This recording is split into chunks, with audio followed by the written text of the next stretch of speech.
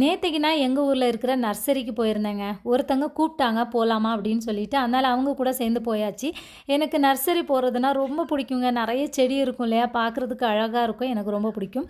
போன உடனே முதல் காட்சியா வந்து நம்ம ரோஸ்மேரி தாங்க இருந்துச்சு. வாசனைனா வாசனை அப்படி ஒரு வாசனை. 2 இலைய பிச்சு நல்லா மோந்து பார்த்துட்டு வந்தாச்சு. இங்க வந்து எனக்கு தெரிஞ்சு குன்னூர்ல 2 நர்சரி இருக்குங்க. ஒரு நர்சரியில எதையுமே தொடவே விட மாட்டாங்க. இந்த நர்சரியில எதுவுமே சொல்ல மாட்டாங்க. நான் எப்பவுமே செடிகள டேமேஜ் பண்ணவே மாட்டேன். பூவெல்லாம் பிச்சு எடுக்கவே மாட்டேன். நல்லா தொட்டு பார்த்துட்டு வந்துருவேன். எனக்கு ரொம்ப பிடிக்கும்.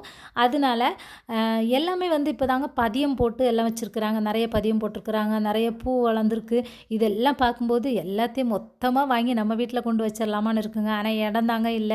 தொட்டி செடியிலே தான் வைக்கணும். நல்லாவே வராது அப்படியெல்லாம் வச்சுட்டோம்னா. இதெல்லாம் வந்து இன்டோர் பிளான்ட்டுங்க. இன்டோர் பிளான்ட்லயாவது ஒரு 2 எண்ணத்த வாங்கிட்டு போய் வைக்கலாமா அப்படின்னு நெனச்சேன். ஆனா எங்க வீட்ல 2, 3 செடி உள்ளாடி வச்சிருக்கிறேங்க. அதில உள்ள மண்ணெல்லாம் நோண்டி எடுத்து செவுருல அங்க இங்கலாம் பூசி வச்சிருக்கிறான் என் பையன். அதனால இதுக்கு நமக்கு செட் ஆகாது அப்படின்னு விட்டுட்டேன். அதனால எப்பவாவது வாங்கி வைப்பேன். எனக்கு பிடிக்கும். அதனால ஒரு செடி நான் வாங்கினேன். என்ன செடி வாங்கினேன் அப்படின்னு சொல்லிட்டு நான் அடுத்த வீடியோல சொல்றேன்.